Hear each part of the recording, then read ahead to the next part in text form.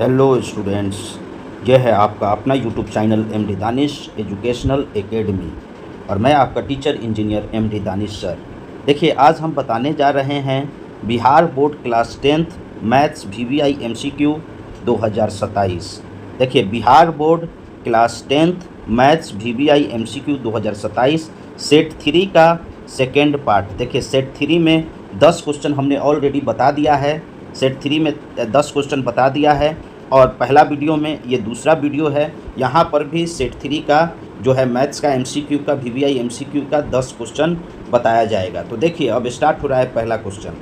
देखिए क्या है क्वेश्चन, यदि समीकरण युग्म संगत हो तो उनकी रेखाएं कैसी होगी। यदि समीकरण युग्म संगत हो तो उसकी रेखाएं कैसी होगी। ए में हमेशा समानांतर होगी, बी में हमेशा समपाती होगी, सी में प्रतिच्छेदी या समपाती होगी और डी में हमेशा प्रतिच्छेदी होगी, हमेशा प्रतिच्छेदी होगी। तो देखिए, जब युग्म समीकरण युग्म संगत हो तो उनकी रेखाएं हमेशा प्रतिच्छेदी या समपाती होती हैं। याद रखिएगा, हमेशा प्रतिच्छेदी या समपाती होती है। या तो अगर इक्वेशन है a1 x1 plus b1 y1 plus c1 is equal to 0। दूसरा समीकरण है a2 x2, देखिए b2 y2 और c2 इज इक्वल टू 0 है। तो हमेशा क्या होगा, हमेशा प्रतिच्छेदी या समपाती होगा। या तो हमेशा प्रतिच्छेदी होगा तो a1 by a2 not equal to b1 होंगे, b1 बाई b2 होंगे, not equal to b1 by b2। देखिए, अगर समीकरण युग्म संगत हो उनकी रेखाएं कैसी होगी, कंसिस्टेंट हो, तो या तो प्रतिच्छेदी होगी। इस कंडीशन में छेदी या दूसरा कंडीशन होगा a1 by a2 is equal to b1 by b2 is equal to c1 by c2, तभी कंसिस्टेंट होगा। या तो प्रतिच्छेदी होगी या तो समपाती, दूसरा कंडीशन समपाती। इन्हीं दोनों में कंसिस्टेंट होगा संगत युग्म। देखिए, समीकरण की संगति देखिए कब होगी, कंसिस्टेंट कब होगा, जब प्रतिच्छेदी या समपाती होगी। तो हमारा ऑप्शन सी जो है ये करेक्ट होगा, ऑप्शन सी का चुनाव करेक्ट होगा। देखिए नेक्स्ट क्वेश्चन, देखिए नेक्स्ट क्वेश्चन हमारा कहता है समीकरण निकाय x plus 2y is equal to 3 और 5x plus k y is equal to 15 का अनूठा हल है होने के लिए k का मान क्या होगा। ऑप्शन ए में k बराबर 10 होगा, ऑप्शन बी में k नॉट इक्वल टू 10 होगा, ऑप्शन सी में k इज इक्वल टू 5 होगा, ऑप्शन डी में k नॉट इक्वल टू 5 होगा, ऑप्शन डी में नॉट इक्वल टू 5 होगा। तो देखिए, यहाँ पर बोला है समीकरण में समीकरण निकाय x plus 2y is equal to 3 और 5x plus k y is equal to 15 का अनूठा हल होने के लिए k का मान क्या होना चाहिए। इन चारों में से क्या होना चाहिए। तो देखिए, k का अनूठा मान मतलब देखिए यहाँ पर इसको लिख सकते हैं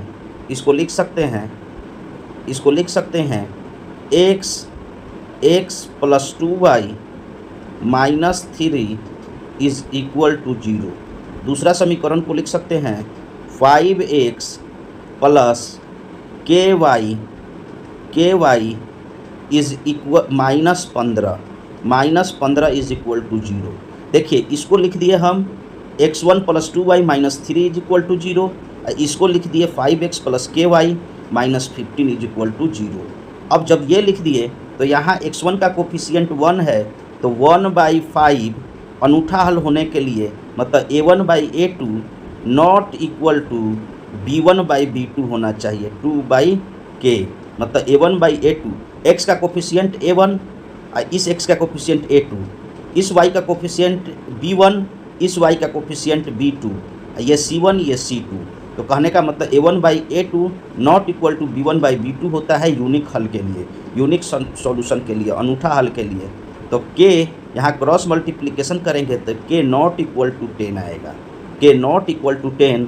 ऑप्शन बी का चुनाव हमारा सही है, ऑप्शन बी का चुनाव सही है। देखिए, तो इस तरह हम ऑप्शन बी को चुन लेंगे देखिए नेक्स्ट क्वेश्चन, देखिए अगला क्वेश्चन है, देखिए अगला क्वेश्चन है कि दो चरों, देखिए 13 नंबर क्वेश्चन है, दो चरों में दो रैखिक समीकरणों के ग्राफ यदि समानांतर हो तो इनमें हलों की संख्या कितनी होगी। देखिए यदि दो चरों में दो रैखिक समीकरणों के ग्राफ यदि समानांतर हो तो हलों की संख्या कितनी होगी, तो कोई हल नहीं होगा। अगर दोनों रेखा समानांतर होगा तो देखिए समानांतर होने का मतलब क्या होता है कि A1 by A2 is equal to B1 by B2 not equal to C1 by C2, not equal to C1 by C2। अगर दो रेखा है, दोनों का कोफिशिएंट इस तरह से है A1 by A2 is equal to B1 by B2 not equal to C1 by C2, तो कोई हल नहीं होगा। तो ऑप्शन बी का देखिए इसमें हल दिया है, ऑप्शन एक में एक हल होगा, इसमें कोई हल नहीं होगा, अनगिनत हल होगा। और देखिए डी में दिया है दो हल होंगे, तो देखिए यहाँ पर कोई हल नहीं होगा, कोई हल नहीं है। ऑप्शन बी का चुनाव सही है, कोई हल नहीं होगा। देखिए नेक्स्ट क्वेश्चन, देखिए नेक्स्ट क्वेश्चन इसका, देखिए नेक्स्ट क्वेश्चन इसका, देखिए नेक्स्ट क्वेश्चन है कि समीकरण, देखिए समीकरण 2x plus 3y is equal to 12 में x एक्सिस को काटने वाले बिंदु के निर्देशांक क्या होंगे। x एक्सिस को काटने वाले बिंदु के निर्देशांक क्या होंगे, x अक्ष को काटने वाले बिंदु का निर्देशांक क्या होंगे। तो देखिए यहाँ पर a है, ये y अक्ष पर है, तो x अक्ष को नहीं काटेगा। देखिए ये b जो है ये x, अगर किसी निर्देशांक का x 0 हो, y का वैल्यू कुछ हो, x 0 हो तो वो y एक्सिस पर पड़ेगा। तो यहाँ पर देखिए A और D, ये हमारा x एक्सिस पर नहीं होगा। x एक्सिस पर क्या होगा, B और C होगा। x एक्सिस पर B और C होगा क्योंकि x कोऑर्डिनेट कुछ है, y कोऑर्डिनेट 0, x कोऑर्डिनेट कुछ है, y कोऑर्डिनेट 0। अगर y कोऑर्डिनेट जिसका 0 होता है वो x एक्सिस पर पाया जाता है, y कोऑर्डिनेट जिसका 0 होता है वो x एक्सिस पर पाया जाता है। तो देखिए यहाँ पर B और C हमारा कहाँ पाया जाएगा, x अक्ष पर। तो x अक्ष के कटने वाले बिंदु के निर्देशांक क्या होंगे, तो एक बार x का वैल्यू 6 जीरो रखेंगे, अगर 12 के बराबर आ गया LHS के बराबर तो होगा, नहीं तो 4 जीरो रखेंगे तो देखेंगे कि बराबर सेटिस्फाइड कर रहा है कि नहीं। तो एक बार 6 जीरो रखिए, 6 जीरो, देखिए LHS में रखिए 6 जीरो निर्देशांक, क्योंकि इसी का एक बिंदु x है, y 0 है, इसका x 6 है, y 0 है, मतलब ये x एक्सिस का बिंदु है। तो देखिए y अगर 0 रहता है, x अगर 0 रहता है, x 0 रहता है तो वो y एक्सिस पर निर्देशांक होता है। y अगर x अगर 0 रहता है तो वो y एक्सिस का निर्देशांक होता है। अगर y 0 रहता है, अगर x 0 रहता है तो वो y एक्सिस का निर्देशांक होता है। अगर y 0 रहता है तो x एक्सिस का निर्देशांक होता है। तो x एक्सिस का निर्देशांक 2 ही है, 6 जीरो 4 जीरो। तो x अक्ष को काटने वाले बिंदु का निर्देशांक तो हम 6 जीरो ले लिए। अब देखिए यहाँ पर ये तो नहीं होगा, ये नहीं होगा, और डी नंबर जो इसके नीचे है ये भी नहीं होगा, डी नंबर जो नीचे है ये भी नहीं होगा, क्योंकि उसका भी x 0 है और डी का भी x 0 है। तो ये दो तो नहीं होगा, इन दोनों में बी और सी में चुनना है। तो हम ले लिए, देखिए हम ले लिए यहाँ पर हम ले लिए LHS ले लिए 2x plus 3y, 2x plus 3y, 2x के जगह पर 6 और y के जगह पर 0, तो 6 जीरो।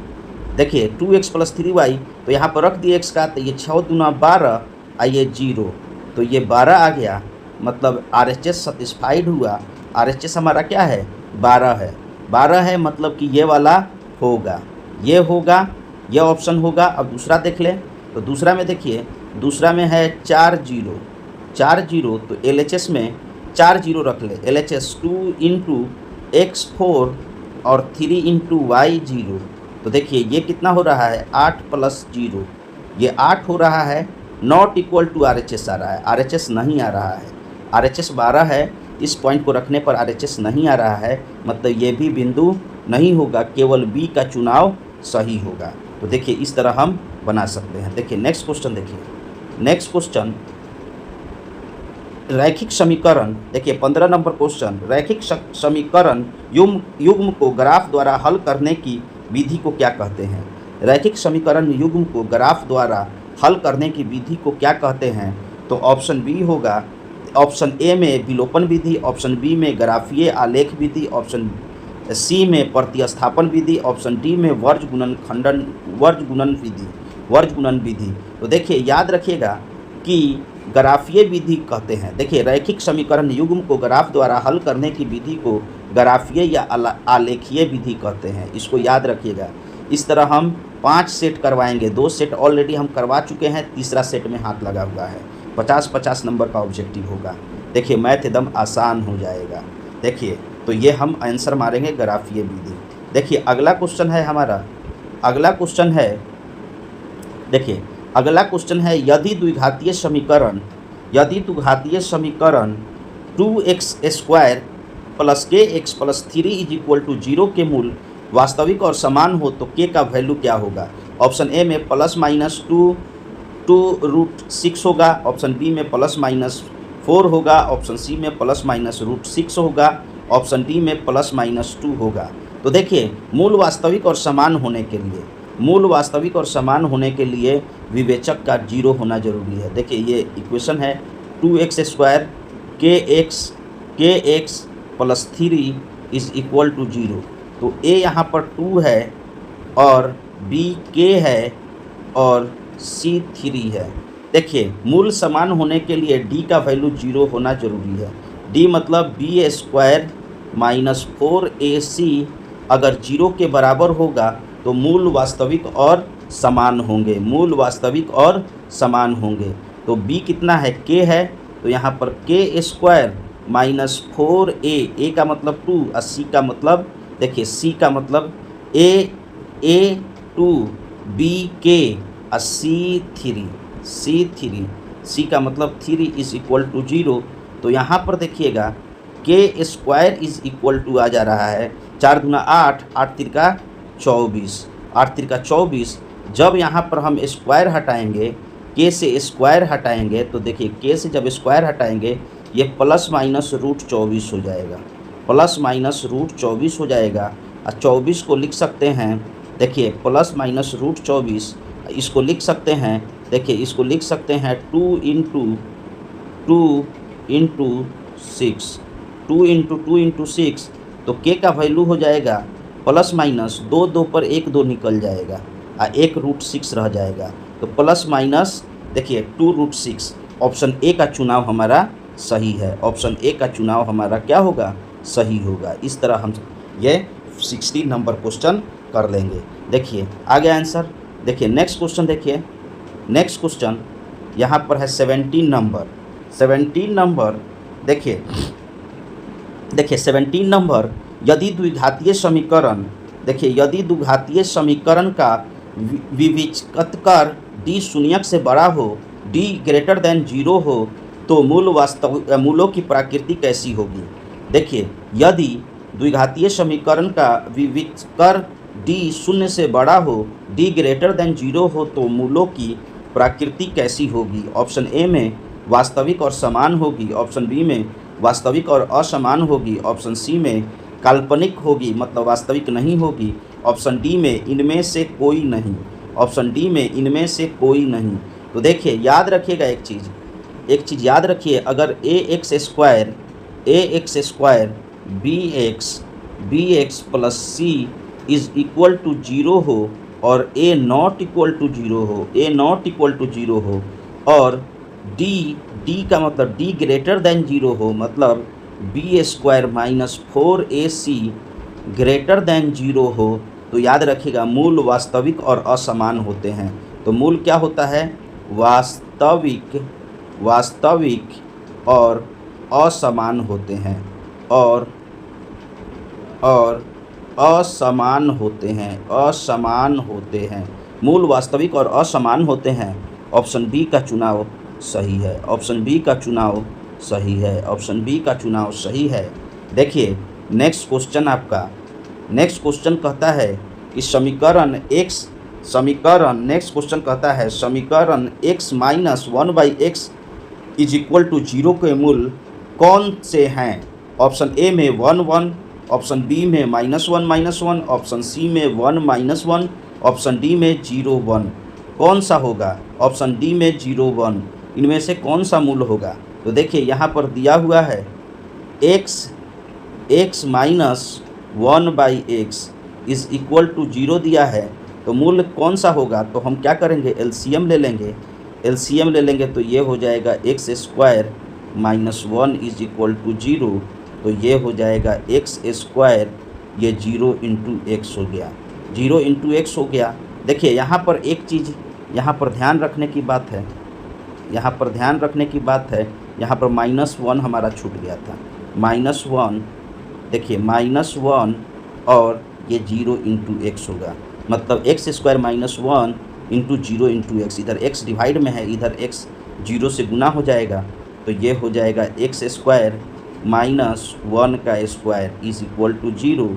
देखिए तो इसको लिख सकते हैं x + 1 × x - 1 is equal to 0। Either x + 1 is equal to 0 होगा तो x का वैल्यू -1 होगा। अगर ये 0 होगा तो x का वैल्यू -1, या तो ये 0 होगा तो x का value +1। Either x - 1 is equal to 0 तो x इज इक्वल टू +1। तो देखिए या तो -1 होगा या तो +1 होगा, तो -1 +1 इसमें तो प्लस है, ये नहीं होगा, ये माइनस है, ये नहीं होगा, सी हमारा सही होगा, ये +1 -1 है। तो देखिए मूल क्या होगा, +1 और -1 होगा, सी का चुनाव सही है। अब देखिए नेक्स्ट 19 नंबर क्वेश्चन। देखिए यदि द्विघातीय समीकरण ax² bx + c is equal to 0 का एक मूल 0 हो, यदि द्विघातीय समीकरण ax² + bx + c के इज इक्वल टू 0 का एक मूल 0 हो तो c का मान क्या होगा? देखिए ऑप्शन ए में 0 होगा, ऑप्शन बी में 1 होगा, ऑप्शन सी में -1 होगा, ऑप्शन डी में कोई भी संख्या नहीं होगा। तो देखिए द्विघातीय समीकरण ax² bx + c is equal to 0 का एक मूल 0 हो तो c का मान क्या होगा? तो जब मान 0 है तो हम क्या करेंगे, 0 रखेंगे। एक मान 0 है मतलब x इज इक्वल टू 0 है, तो हम ax² + bx + c is equal to 0 है, तो x के जगह पर 0 रखेंगे। a 0 का square b × 0 + c is equal to 0, तो ये 0 हो गया, ये भी 0 हो गया, c इज इक्वल टू 0, तो हमारा आया c is equal to 0। Option A का चुनाव हमारा सही होगा। c का मान क्या होगा? तो c का मान हमारा 0 होगा। c का मान क्या होगा? तो c का मान हमारा 0 होगा। देखिए लास्ट क्वेश्चन, इस वीडियो का लास्ट क्वेश्चन नंबर देखिए 20। देखिए यहाँ पर दिया हुआ है समीकरण x - 2 × x + 2 का हल समुच्चय सेट निम्नलिखित में से कौन है? देखिए यहाँ पर समीकरण दिया है, समीकरण x - 2 × x + 3। देखिए यहाँ पर समीकरण दिया है 20 नंबर क्वेश्चन में कि समीकरण x - 2 × x + 3 का 3 इज इक्वल टू 0 का हल समुच्चय निम्नलिखित में से कौन है? ऑप्शन ए 2 3 है, ऑप्शन बी -2 3 है, ऑप्शन सी 2 -3 है, ऑप्शन डी -2 3 है। तो देखिए कौन होगा? यहाँ पर दे दिया है कि ये x - 2 और x + 3 इज इक्वल टू 0 है। तो देखिए या तो x - 2 इज इक्वल टू 0 होगा, ये वाला 0 होगा। तो जब ये 0 होगा तो x इज इक्वल टू 2 होगा, या तो x + 3 इज इक्वल टू 0 होगा, ये वाला 0 होगा। तो x इज इक्वल टू -3, मतलब -3 और 2 आ रहा है, -3 और 2, ये ऑप्शन सी हमारा सही है, -2 3। मतलब इसको लिख सकते हैं समुच्चय को 2 - 3 लिख सकते हैं। ऑप्शन सी का चुनाव सही है, ऑप्शन सी का चुनाव सही है। देखिए इसी के साथ आज का ये वीडियो समाप्त हुआ। और हमारे चैनल से जुड़े रहने के लिए मेरा चैनल को सब्सक्राइब कर दें और अपने दोस्तों में मेरे वीडियो को शेयर करें, ताकि बहुत ज़्यादा हम क्वेश्चन देंगे जिससे आपका 2027 का बिहार बोर्ड का एग्ज़ाम आसान हो जाएगा। और बिहार बोर्ड के एग्ज़ाम के लिए जुड़े रहें और CBSE के भी एग्ज़ाम के लिए मेरे चैनल से जुड़े रहें। Thank you so much. Have a nice day. Thank you so much.